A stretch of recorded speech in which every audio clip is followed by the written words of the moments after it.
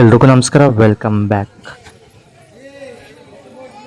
ತುಂಬ ದಿನಗಳ ನಂತರ ಮತ್ತೆ ಶ್ರೀ ಶಕ್ತಿ ಪೀಠ ಕಾಟೇರಮ್ಮ ದೇವಸ್ಥಾನಕ್ಕೆ ಬಂದಿದ್ದೇನೆ.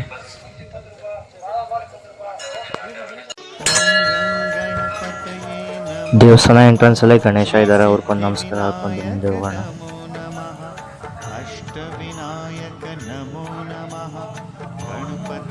ಸ್ಥಳದ ಬಗ್ಗೆ ಒಂದೊಂದಾಗಿ ತಿಳಿಸ್ಕೊಡ್ತೀನಿ. ಸೊ ಇತ್ತೀಚೆಗೆ ಈ ಸ್ಥಳ ತುಂಬಾ ಹೆಸರುವಾಸಿಯಾಗಿದೆ ತನ್ನ ಪವಾಡ ಮತ್ತು ಅಚ್ಚರಿಯಿಂದ. ಸುಮಾರು 35 ಅಡಿ ಎತ್ತರದ ಕಾಳಿಕಾ ದೇವಿ ಮೂರ್ತಿಯನ್ನು ಇಲ್ಲಿ ನೋಡಬಹುದು. ನೀವಿಲ್ಲಿ ನೋಡ್ಬೋದು, ಸಾಕಷ್ಟು ಬಿಗದ ಕೈಯನ್ನು ಕಟ್ಟಿದ್ದಾರೆ ದೇವಿ ಮುಂದ್ಗಡೆ. ಇದರ ಉದ್ದೇಶ ಏನಪ್ಪಾ ಎಂದರೆ ಶತ್ರು ಬಾಯಿಗೆ ಬೀಗ ಬೀಳಲಿ ಎಂದು ಇಲ್ಲಿ ಬರುವ ಭಕ್ತಾದಿಗಳು ದೇವಿಯನ್ನು ಪ್ರಾರ್ಥಿಸಿ ಬೀಗವನ್ನು ಕಟ್ಟುತ್ತಾರೆ.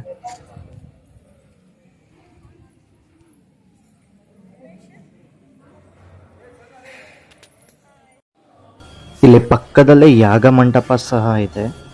ಇಲ್ಲಿ ಪ್ರತ್ಯಂಗರ ದೇವಿ ಮುಂಭಾಗದಲ್ಲಿ ಹೋಮಯಜ್ಞಗಳು ನಡೆಸಲಾಗುತ್ತದೆ.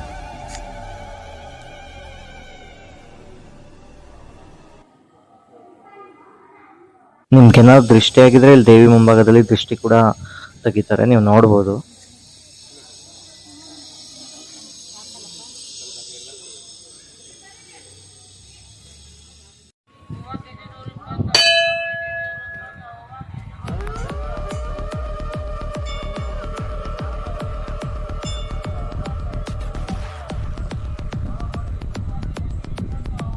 ದೇವಿಯನ್ನು ಪ್ರಾರ್ಥನೆ ಮಾಡಿ ಸತತವಾಗಿ 9 ವಾರಗಳ ಬಂದು ಇಲ್ಲಿ ತೆಂಗಿನಕಾಯಿಯನ್ನು ಕಟ್ಟಿ ಆಲದ ಮರಕ್ಕೆ ಪ್ರದಕ್ಷಿಣೆ ಹಾಕಿದರೆ ತಾವು ಬೇಡಿಕೊಂಡ ಹರಕೆ ಪೂರ್ಣಗೊಳ್ಳುತ್ತದೆ ಎಂದು ಲಕ್ಷಾಂತರ ಜನ ಭಕ್ತಾದಿಗಳ ನಂಬಿಕೆ.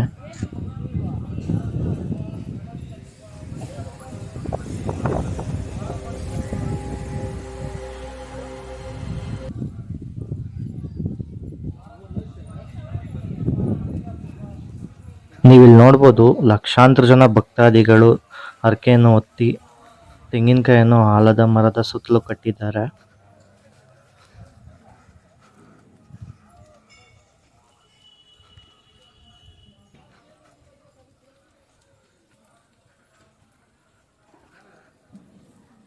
ಈ ಜಾಗಕ್ಕೆ ಬಂದರೆ ಒಂಥರ ಪಾಸಿಟಿವ್ ವೈಬ್ಸ್ ಅಂತಾನೆ ಹೇಳ್ಬೋದು. ನಿಮ್ಮಲ್ಲಿರೋ ನೆಗೆಟಿವಿಟಿ ಎಲ್ಲ ಹೋಗುತ್ತೆ.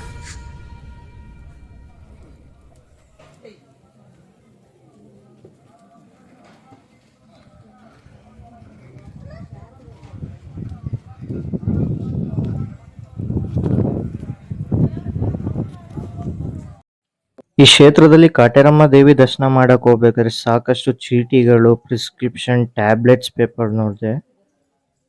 ಇದರ ಉದ್ದೇಶ ತಮ್ಮ ಬೇಡಿಕೆ ಬಯಕೆ ಪೂರ್ಣಗೊಳ್ಳಲಿ ಎಂದು ಭಕ್ತಾದಿಗಳು ಕಟ್ಟುತ್ತಾರೆ. ವಿಶೇಷವಾಗಿ ಮದ್ಯಪ್ರಿಯರು ಮದ್ಯವನ್ನು ಬಿಡಲು ಎಂದು ಮದ್ಯದ ಪ್ಯಾಕೆಟ್ ಅನ್ನು ಸಹ ಇಲ್ಲಿ ಕಟ್ಟಿದ್ದರು.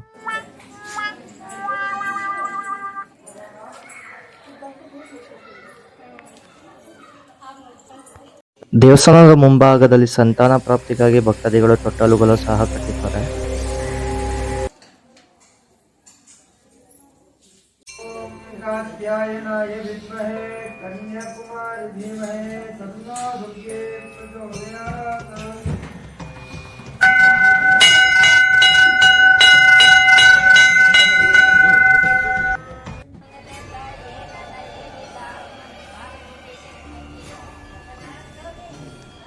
ಈ ಕ್ಷೇತ್ರವು ಸಾಕಷ್ಟು ಪವಾಡಗಳಿಗೆ ತುಂಬಾನೇ ಹೆಸರುವಾಸಿಯಾಗಿದೆ.